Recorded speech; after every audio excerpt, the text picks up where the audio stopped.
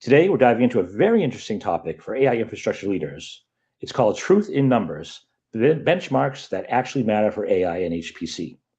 I'm Jason Brown, Senior Director of Product Marketing here at DDN, and I'm really excited to be joined by today's experts, Joel and Louis, as we dive into this thought-provoking topic. Because when it comes to AI and HPC infrastructure, performance claims are everywhere, but how do you separate marketing from reality? So before we begin, I'd love for our experts to introduce themselves. So Joel, why don't you start? Sure. Hi, I'm Joel Kaufman. I'm an outbound product manager here at DDN. I have a wide range of experience in the industry working with a lot of storage companies over the years. I used to deal with HPC back in, if anyone remembers Silicon Graphics, I was there for a while doing all of that type of work and so on. And I'm glad to be here today to talk about benchmarking. And we're glad that you're here. Louis, do you mind introducing yourself as well? Yeah, sure. Hi, I'm Louis Dorier, and I work at DDN as a solution engineer, and I have a lot of expertise on all of our AI products and also all the solution we provide for AI. Awesome. Well, thank you both for taking the time to join us today on this Ask the Experts roundtable discussion around third-party benchmarking. And so let's get into it. So first off, let's just discuss, why do customers care about benchmarks? Why do we do these things? And why is it important to participate in these things? Sure. I'll take that one as a starting point. So when I take a look at benchmarking, there's really a couple of big things that are going on. You have customers that want to use sets of tools that are commonly available, things like VD things like FIO, stuff like that. They want to do just like a basic validation of maybe something they have. They want to test, does hardware get somewhere close to a theoretical limit? Do they want to compare, a pre-existing system to a new system around, maybe something that typical, what they call a four corners type of just basic IO benchmark? And those are lovely and wonderful, but what we find is that customers really want to look at a couple things. They either want to validate an environment that they have and verify that it does things. And so there's a variety of different types of benchmarks you can use. Or they also want to say, I don't want to be the first one to have done this. I want an idea that if I'm going to go and build a system or buy a system, does it behave and meet up to a certain performance expectation that I'm used to or that I think it will get? And where can I find the research that says, here's what someone else has done, or here's what a vendor has done to get it into that realm that says, this is a reasonable solution for me, it meets my needs. And that's why I want to look at this particular configuration and get it going. So benchmarks that provide that type of information are actually quite valuable to a lot of customers. I agree. Louis, what do you think about that? Yeah, I definitely agree with what Joel just said.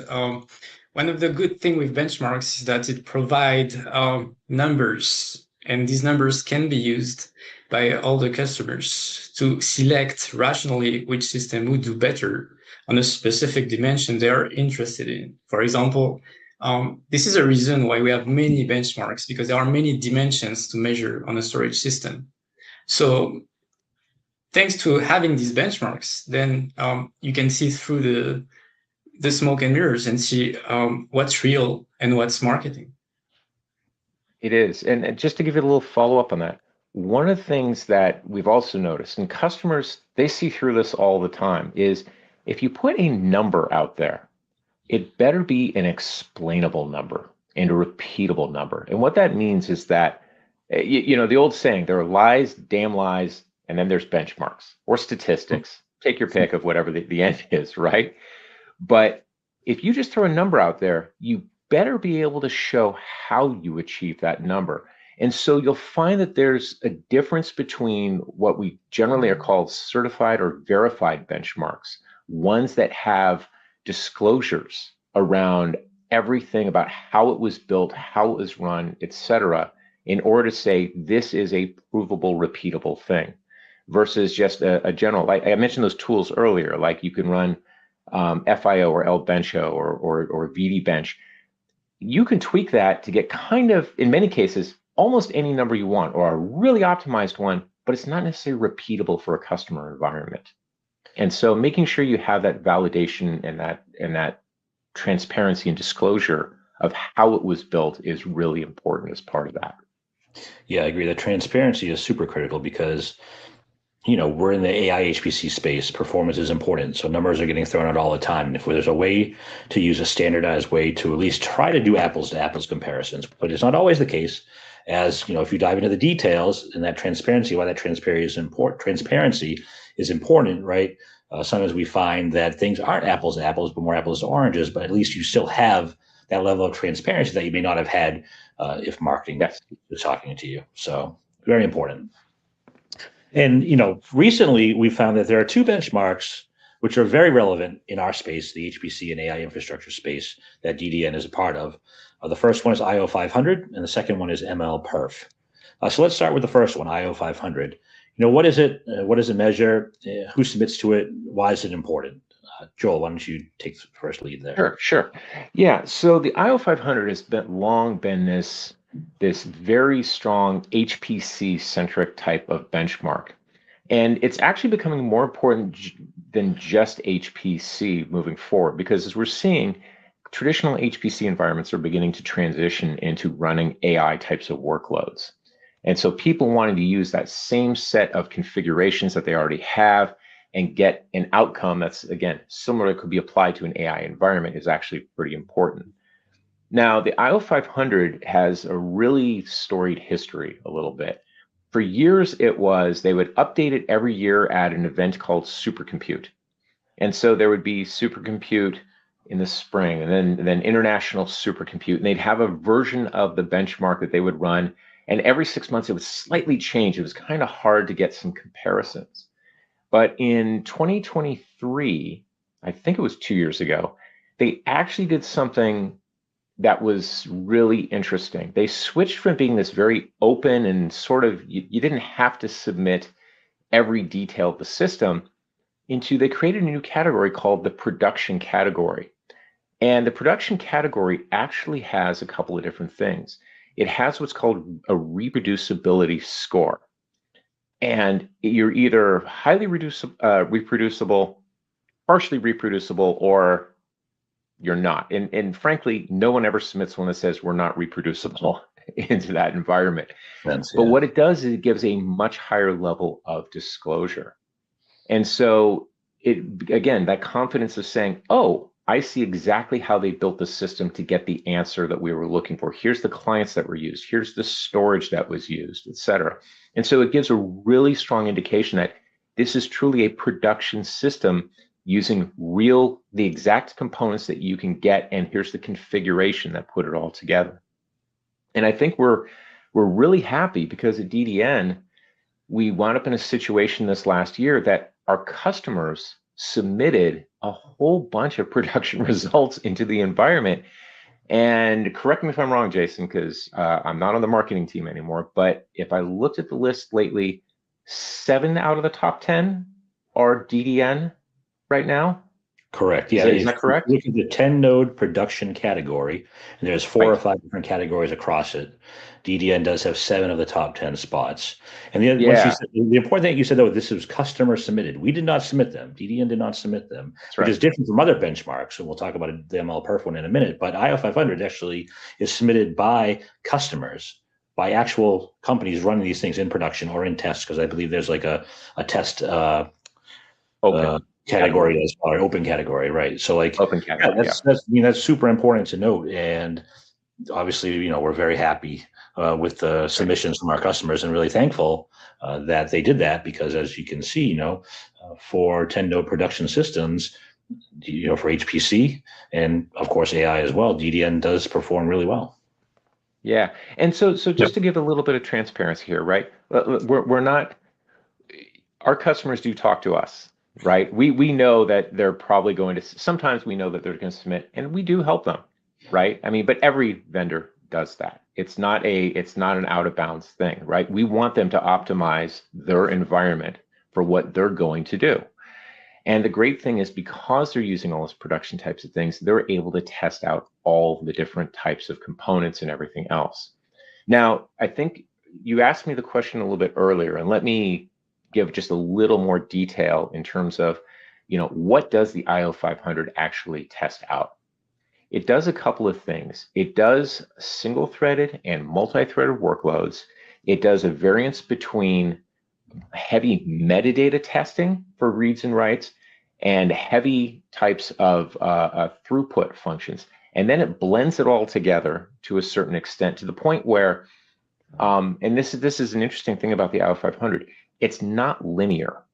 What it means is that if you get a result at a point and then you say, I'm going to throw twice as much networking or twice as much hardware at it, I should get twice the end result of the final aggregated number. The answer is probably not.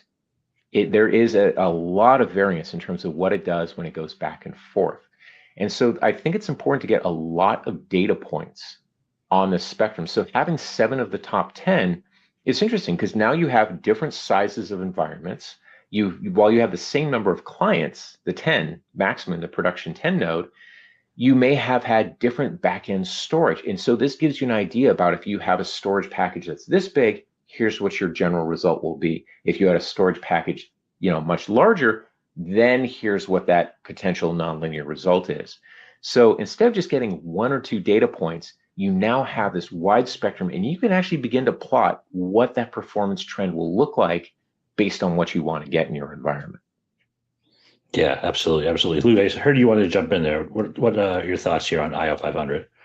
Yeah, as Joel mentioned, like we captured 7 of the 10 of the top 10 spots for the 10 nodes production list. And what's important also is to mention that this is the most difficult test for IO500. So this is one that is normalized by 10 nodes. So it gives you have to be good to achieve these numbers. And also, when you compare our numbers with our competitors, the difference is huge. Like the gap in performance is not small. There is like a 3x and up to 11x performance gap between what we achieved in this production list compared to our competitors. And this is for all workloads. This is for metadata, this is for IOPS, and this is for the throughputs. Yeah, that's a great point. Obviously, it's a competitive market, and to see us have anywhere from 3x to 11x better performance in some of these various categories and components that both of you have mentioned it's extraordinary. And so we're obviously very proud of that and very thankful to our customers who continue to push the envelope for these great performance results. So thank you so much for that. I want to skip to the other benchmark now, the MLPerf one. Louis, I'll let you take this one. What is MLPerf? What does it measure? Who submits to it? Why is it important? Give us all the details on MLPerf. Yeah, sure. So MLPerf, so we are talking about MLPerf storage, which is a specific category for in the like ML commands has many benchmarks, and MLPerf storage is a new category that they started a few years ago, and they provide a synthetic benchmark suite. And the main goal of this benchmark really is to provide something that is standardized, that is comprehensive, and that is realistic, and that measure the storage performance for AI workloads. So a key element really of this benchmark is that it's able to simulate the GPU behaviors for training workloads. So they had done a lot of work to achieve that. They had to measure a real workload, a real training workload, and see how fast the GPUs were. And they had to extract that number, how long it takes on a real GPU. And they had to put this number into their benchmark suite. So with all of that, it makes it possible to simulate a real training workload on any number of nodes and using any number of GPUs per node, and to measure what would be the storage performance. So it's scalable, it's realistic, as I mentioned, and it measures storage performance. And also something to say is that it's using real AI frameworks. So yeah, it uses PyTorch and TensorFlow. So it's a realistic simulation of an AI training job. And the question it tries to answer, like what is the number at the end of this benchmark, is how many GPUs can you feed at 90% utilization with your storage system for an AI training job. So it's a very important hint for a customer, for example, that would want to know how many appliances do I need given the number of GPUs I have. Yeah. So it translates directly into GPU utilization. Yeah, I did not know that about the MLPerf, so I appreciate the insight. And you're right. This was the latest one we just did was MLPerf 2.0. So started at 1, then I think 1.5, then 2. And it's a yearly thing, correct? Yes, correct. It's a yearly thing. So like you said, it's pretty new. But the fact that it's simulating AI workloads, which obviously is very top of mind for a lot of folks out there in the world, whether you're part of enterprise or sovereign AI or any one of the various industries out there like financial services and life sciences and automotive, to be able to simulate these AI workloads using real AI tools to see kind of what you need and what you can get there. Joel, did you have anything you wanted to mention about the MLPerf at a high level? Yeah, so I think there's two very important things that Louis brought up. The first one is that saturation rate. So one of the things that customers have told us again and again, and it's not just customers, right? It's even guys in labs. They're saying they struggle to find out to get the most out of their GPUs. Many times they're sitting there going, we're lucky if we can get the thing saturated to 50% of its time. And if you're spending, tens or hundreds of thousands of dollars, whether you're renting them in a cloud, whether you are on-prem have purchased, NVIDIA or in some cases AMD GPUs, for the most part, you want to make sure that those GPUs are absolutely saturated. Otherwise, you're basically having to buy twice as many of them to get the same result. So showcasing what that 90% saturation level is a really big thing.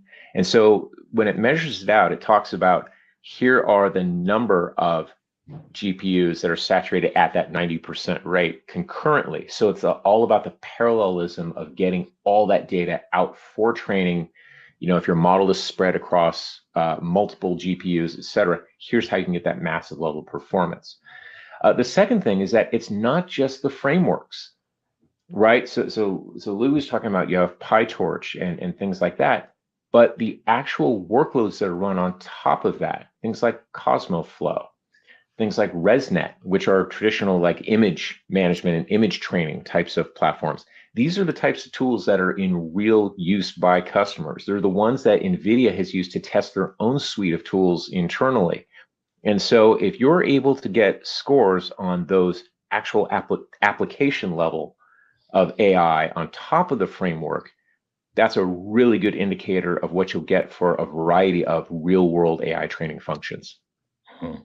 And yeah, absolutely. And to your point about the GPU utilization, I think that's very important to just remind the listeners is that, when people think about AI, they know they need compute, they know they need GPUs, right? And they're spending hundreds of thousands, even millions of dollars on them. But what really is the facilitator of being able to saturate them and get the max usage out of them is the actual infrastructure layer underneath, the storage, the data platform, whatever terminology you're using, where DDN it plays, right? So it's very important that when you're building out your AI infrastructure, the storage piece or the data platform piece, whichever you want to call it, where DDN it's our bread and butter. That is actually what helps facilitate that saturation and enables you to get to 90+% saturation of the GPUs due to all the various feature functionality that is included inside of that data platform. So it's very important when you're planning out your AI infrastructure, you're trying to fine tune your AI infrastructure, that you do look at that data platform, data layer, storage layer, because that is really the place where you can gain a lot of these efficiencies. Absolutely. Yeah. So Louis, I know that MLPerf, they take a very, how do I say, like, agnostic approach. It's not necessarily super competitive where they're comparing companies versus each other with like a 1, 2, 3, 4, 5, 6, 7, 8 ranking. They try and keep it a little bit more factual. So how did DDN do in MLPerf 2.0? What are some of the highlights that you can share with the audience in how DDN performed in this latest benchmark? So we submitted in so there are multiple, as you mentioned. The numbers can be a little difficult to interpret, and this is why this year they added a new unit, which is the size of the system that was used. And this number is useful because it helps you normalize all the results you have. So if you go on the MLPerf storage website, you would see a table with all the number of GPUs simulated per system. But thanks to this number, we could normalize all of these results by the size of the system used.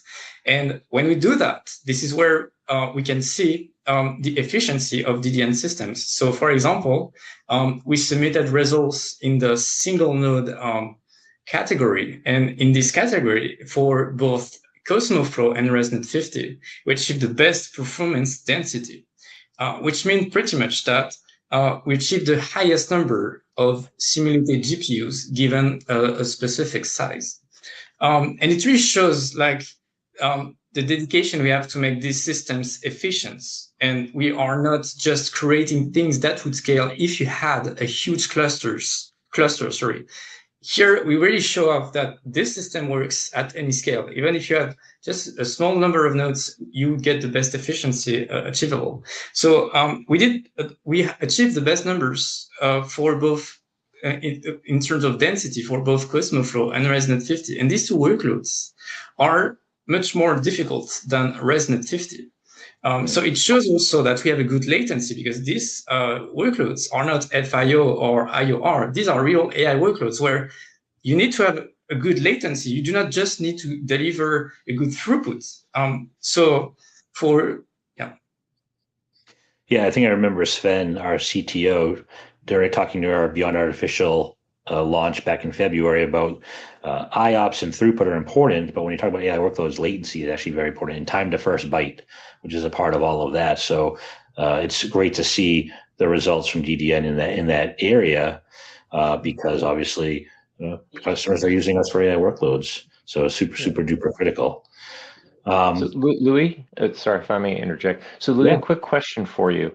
When you normalize this size of system, I think they normalize it by rack units, correct? Exactly, yeah. Yeah, and so I think performance density, I just want to make sure it was absolutely clear because performance density actually means a lot to customers moving forward, whether they're cloud NCPs, et cetera, or on-prem. One of the, for a while people have been talking about it's the token economy, right? And that's how we're defining, building these AI factories and everything else. But the other thing that's coming up is it's also the literally watts category. It's the watts economy, meaning there is limited power. When people are building data centers now, the first thing they do is they have to hunt down and reserve power from a local energy provider.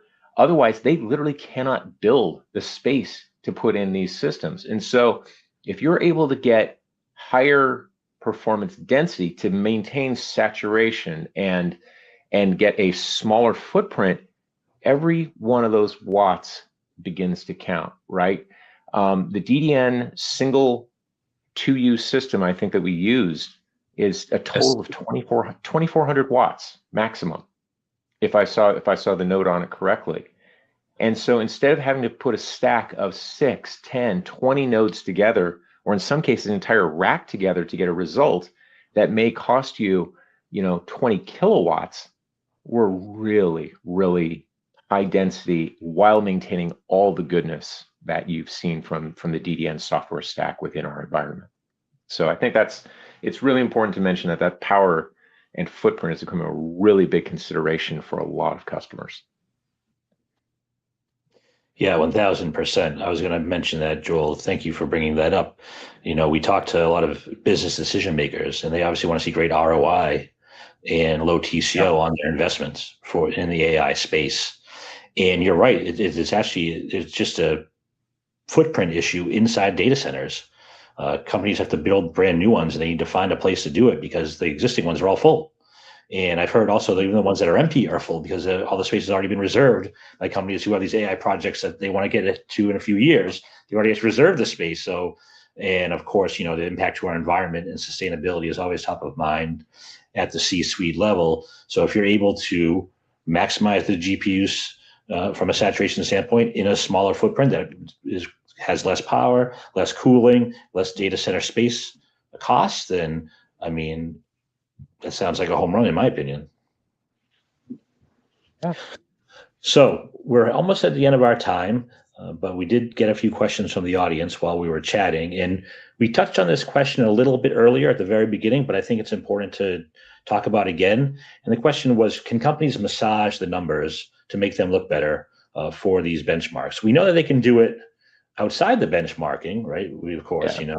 But we've got this finely high-tuned system, that we did internally. Like, okay, like I'm a marketing guy, I've done that before, I know. But for the benchmark specifically, is there any massaging going on, or can you guys just talk about that? Yeah. Look, so every company puts their best foot forward, right? No one wants to go out there and put something that is crap out there, because then no one will take them seriously, or it'll be a result that just isn't relevant to the market, right? Yeah. So yeah, there's always a little bit of work. There's some tuning that always happens. Sometimes it's pretty minimal. I think we did very little tuning, other than just to set a couple of parameters inside of our system when we set it for these various benchmarks. But the reality is that, yeah, everyone will try and promote the goodness out of it. So that's why, going back to that transparency around how was the system built, what were the parameters, right, is really important. The production category is getting much better, and I hope to see even bigger improvements in terms of that transparency that they have and the disclosures. There are other benchmarks out there as well. There's Spec has one. There's another one in the financial services industry called Stack, which I think DDN has a couple of pretty good results in there. The Stack M3 benchmarks, and those are insane levels of verification, because if you look at those, you actually have to hand your system over to the benchmarking organization, and they run their suite of tools for you. Yeah, and so there is no out. They do a huge amount of disclosure that is built into their very standardized report. And so things like that, you can really get behind and say, yes, this is a very good. There wasn't a lot of massaging. If there was, it's exposed every time. And so I'm really glad to see, like I said, that in only 2 years, things like IO500 really moved forward. MLPerf is beginning to add more and more levels of detail. So I think that's a win for everyone. The cleaner you are about it, the clearer you are about it, it serves everyone's interest a lot better. I agree. I definitely agree. Well, that's all the time we have for today on our Ask the Experts Roundtable. I want to give a huge thank you and shout out to Joel and Louis for joining us and sharing a lot of great knowledge with us as well. And of course, this is a series, so we'll be doing a 4th one soon. So stay tuned, and looking forward to seeing everyone again. So Joel, Louis, thank you so much, and really appreciate the time.